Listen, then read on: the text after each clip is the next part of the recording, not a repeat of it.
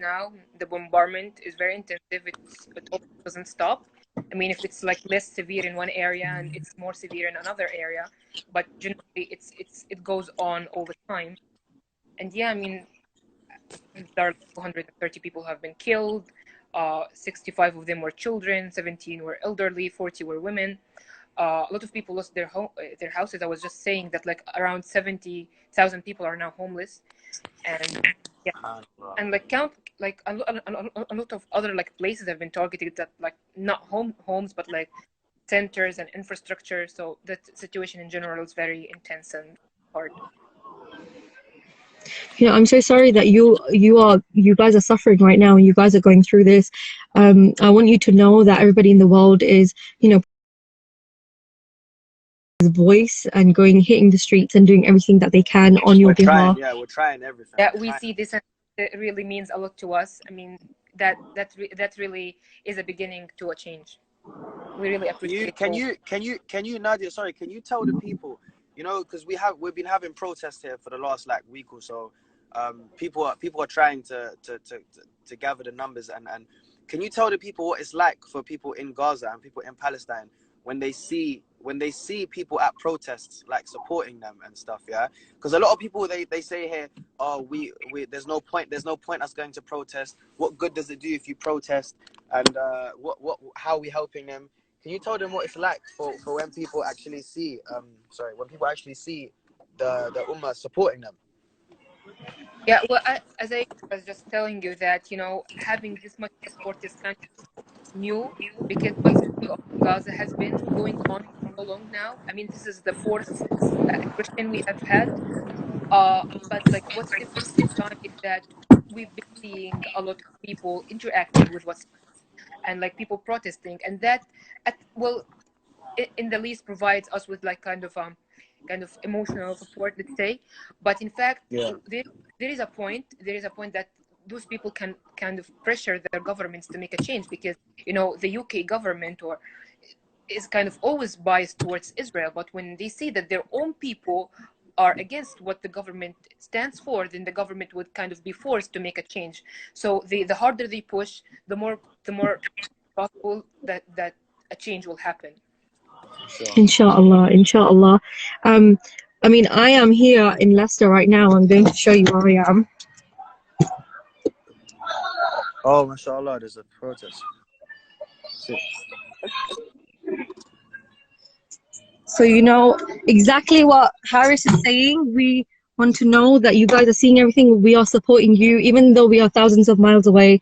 Our hearts are there in Al-Quds with you. Our hearts are in Gaza with you. So inshallah, none of this will be in vain, and this will all be worth something. So Salaam Charity are currently giving emergency medical aid in Gaza and East Jerusalem. They are also providing food, because we know that inflation is so high, things are so expensive. It's so important it's like we are telling the world that we are providing them with basic necessities, you guys with basic necessities that every human should have access to, isn't it? Yeah, that's true. Thank you so much. No, honestly. And what is it that you guys need? What is it that you guys need from us? What's the best thing that we can do for you? Yeah. I mean, all help is really appreciated, but I mean, the raising awareness is the thing that would like in the long run cause a difference because now we urgently need help that's connected to the health sector and stuff that are related to war, to what's going on now. But when this is over, the Palestinian cause is not over, and it will still go on. So the more aware people are of what's happening, the better the change will be, because on the run we might stop needing food, like urgently needing food or needing like medical supplies, but we would still need to be, our cause will still need to be like there and talked about. Nadia, can I ask a question? When we see like the videos sometimes of the bombs dropping, sometimes we see people like in Gaza, like they're it's like they're ready, like they know the bomb's about to drop. Like, is there like a process that people have like become accustomed to, like the citizens who are living there, that they know when there's rockets dropping from the sky, they know to start running? Well, yes. Well, The kind of bombings vary. So, but sometimes before they bomb a place, they bomb it once with like a warning bombing that A warning doesn't bomb. cause much damage, and that would kind of alert people to just like go out, and people would go out, and people would call their neighbors, and their neighbors also would evacuate. Sometimes they might just call a person and tell them like, okay, you go and tell those people to evacuate or this house to evacuate, and they do. Other times they don't do that, they just bomb the house without a prior warning. So that explains why a lot of So families have died in like in so bombings. the warning bombings are basically them being nice in their eyes, and then but a lot of the time you're saying they don't even drop the warning bomb. They'll just drop a normal bomb. Yeah, exactly. That's the ridiculous part, that they say or they justify what they're doing through saying that we warned people that we're going to bomb them. Oh, how generous of you! You're warning us that we're going to be killed or we'll lose our home, which is really ridiculous. But yeah, they do that sometimes. I've also heard that they give a call ahead saying in half an hour we are scheduling an airstrike or something. Is this true?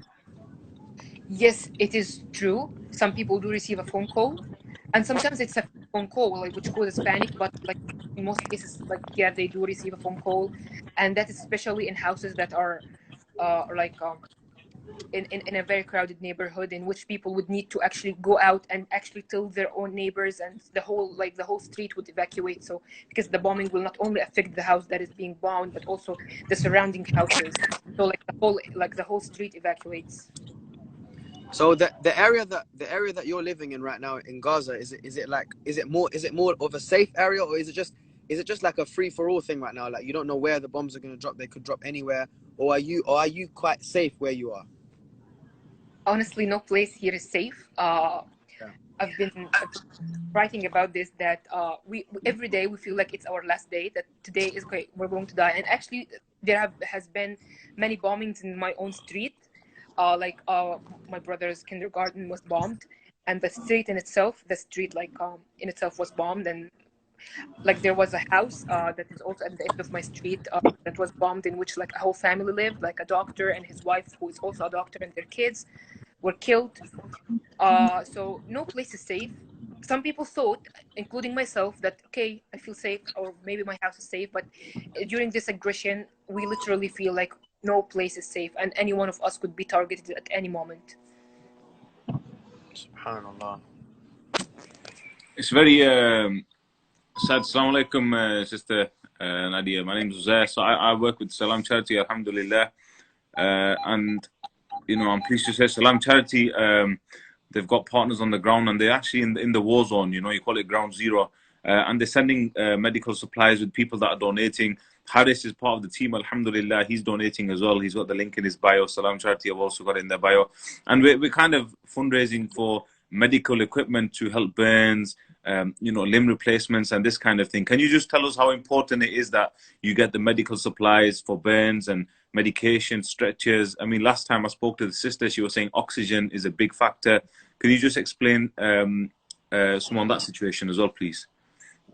Yeah, well, Gaza has already, like, even before this aggression, we've been under the Israeli blockade for over 15 years now, and this blockade has had its effects on all aspects of our lives, including the health sector. The health sector, even before Corona, even before this aggression, was already suffering from shortage of a lot of equipments. It's like health centers and hospitals are underfunded, doctors are underpaid, and like places are overcrowded, and like there are equipments that are even banned to be entered that are needed, including, I think, like what you've mentioned. I'm not really sure of this exact thing.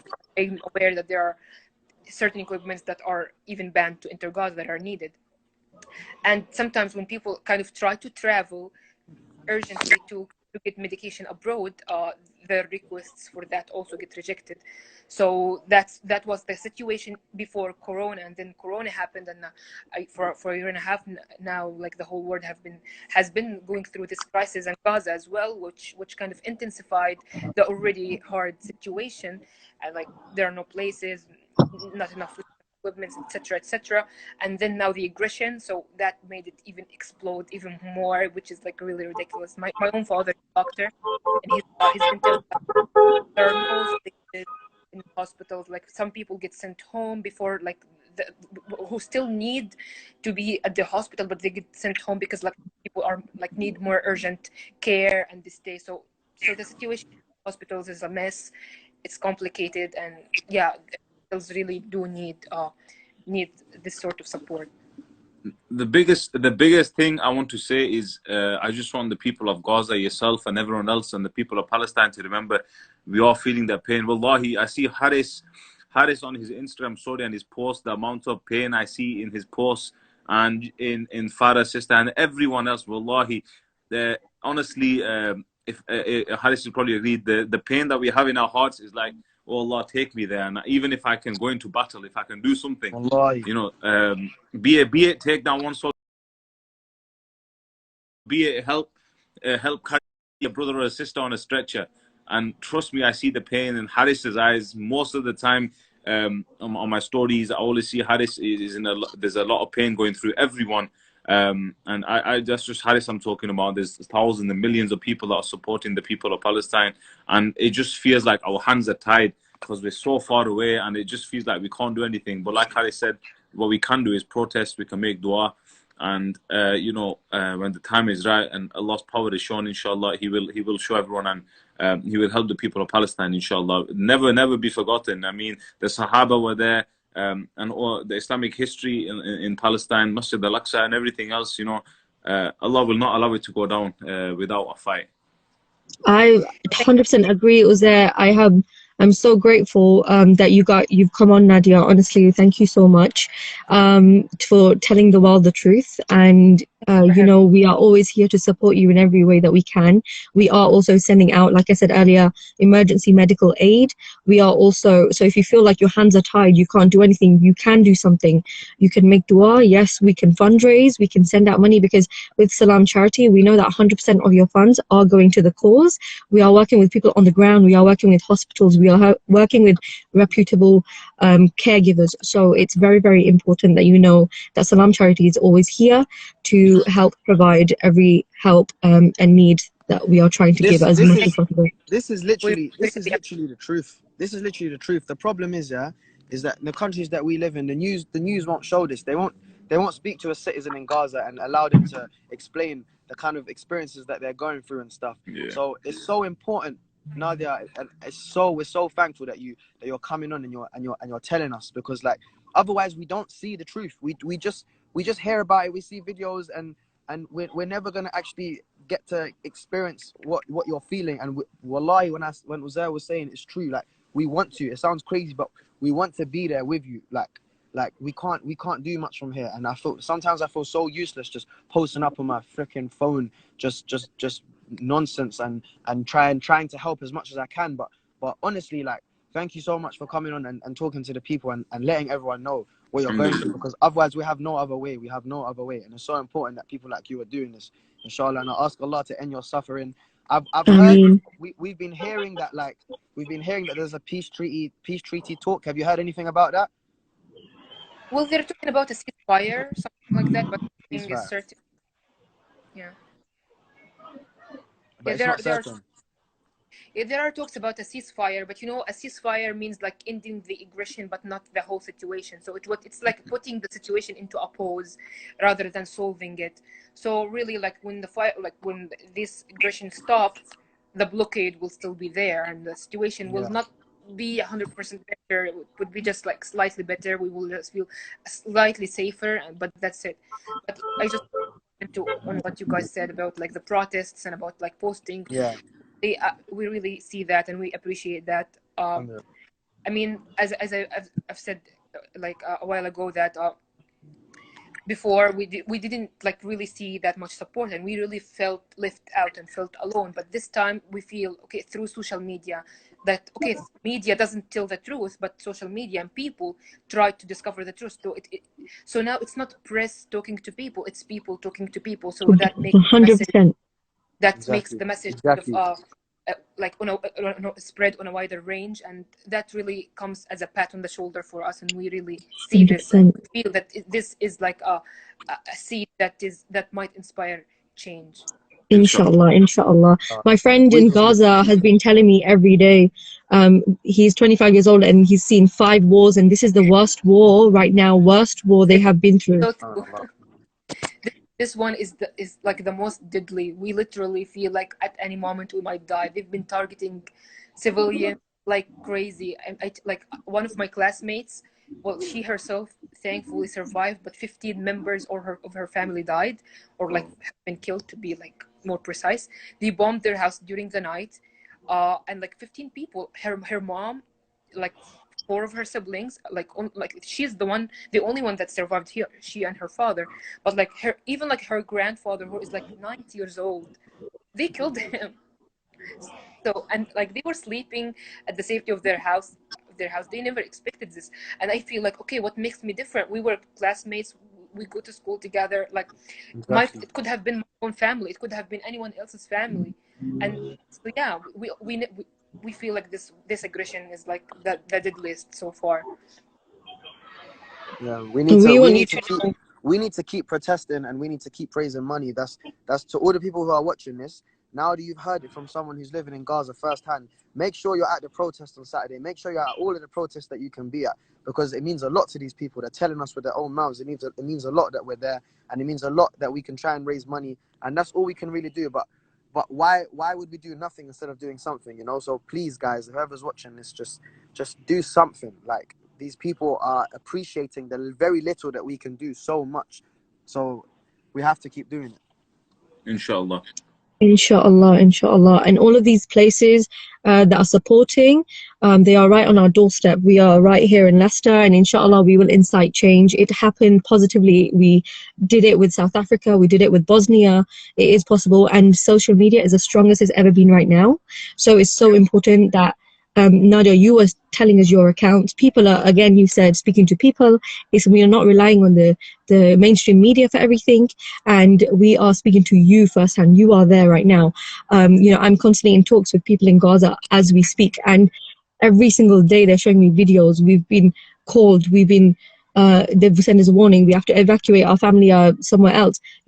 All of this, if this was happening to us right now, we would be broken. You are so strong. You are honestly so inspirational to us. MashaAllah, we admire you so much. And we want to give you strength. We want to show that everyone in the world here is praying for you and raising for you guys. And we are sending as much aid to you guys as possible. So guys, remember, the link is pinned below. Please go on Harris's link, and we will inshallah send that aid directly to Gaza and East Jerusalem, where they need it right now. Inshallah. One final thing from me, sister, is the people of Palestine. I was at the masjid and they were saying the people of Palestine, they have a lot of iman. MashaAllah, the people have a lot of iman, they have a lot of yaqeen, and they have a lot of iman in their deen and in Allah subhanahu wa ta'ala, and that's what's going to help, inshallah. You see some of these pictures and videos of these elderly women and these little children, and they're standing up to the Israeli soldiers and their guns in the face. Wallahi, if we were there, we would run. We would run from those places. These little kids, the soldiers of Allah, and the iman that they have, and Allah will protect them, inshallah. And we just want you to remember, like Harry said, like Farah said, always in our du'as, there's a lot of pain in our hearts every time we see a video or a picture or a destructive building. There's a lot of pain in our hearts, but we make dua, inshallah, and Allah is the one who accepts, and inshallah He will accept one day, and we pray for peace, inshallah. Inshallah. Inshallah. All right, inshallah. Okay, guys, assalamu alaikum. So much. Jazakallah khair, and inshallah speak to you guys soon. Inshallah. Thank you so much. Assalamu alaikum. Stay safe, inshallah. Wear my prayers. Thank you for having me. Assalamu alaikum, sister. Right.